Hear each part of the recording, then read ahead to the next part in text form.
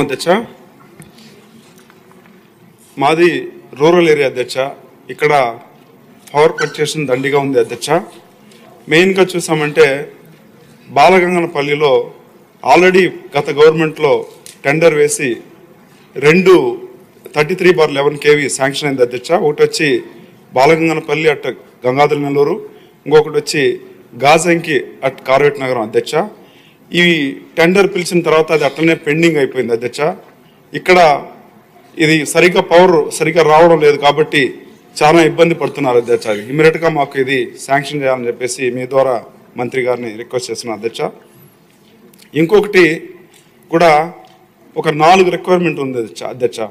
ఒకటి వచ్చి కండేపల్లి అనేది జీడి నెల్లూరులో, అదేవిధంగా పుల్లూరు, అదేవిధంగా లంకేపల్లి, ఇవి కూడా ఒకటి వచ్చి ఎస్ఆర్పురం మండలంలో, ఒకటి జీడి నెల్లూరులో, ఒకటి పెనుమూరులో ఉంది అధ్యక్ష.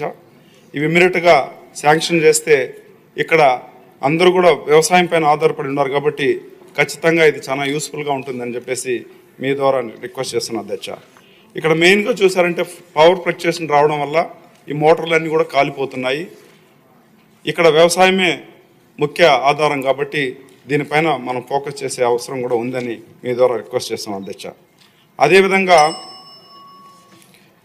అదేవిధంగా వర్షం వచ్చినప్పుడు ఒక 2 చోట్ల 2 బ్రిడ్జ్ వచ్చి అట్లనే డిస్కంటిన్యూ అవుతుంది అధ్యక్ష.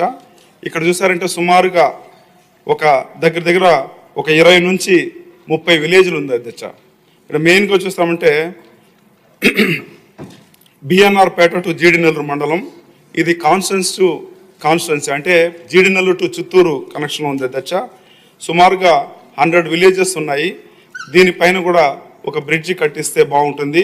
ఎందుకంటే వర్షం వచ్చినప్పుడు ఇది సపరేట్గా ఈ విలేజెస్ కట్ అయ్యి అక్కడ నుంచి స్కూల్కి పోవాలన్నా routine day to day activities కూడా కంప్లీట్గా ఇది వచ్చి ఇక్కడ ఏం జరగడం లేదు అధ్యక్ష. దీన్ని ఇమ్మీడియట్గా మాకు శాంక్షన్ చేయాలని చెప్పేసి మీ ద్వారా మంత్రిని కోరుకుంటున్నాను అధ్యక్ష. అదేవిధంగా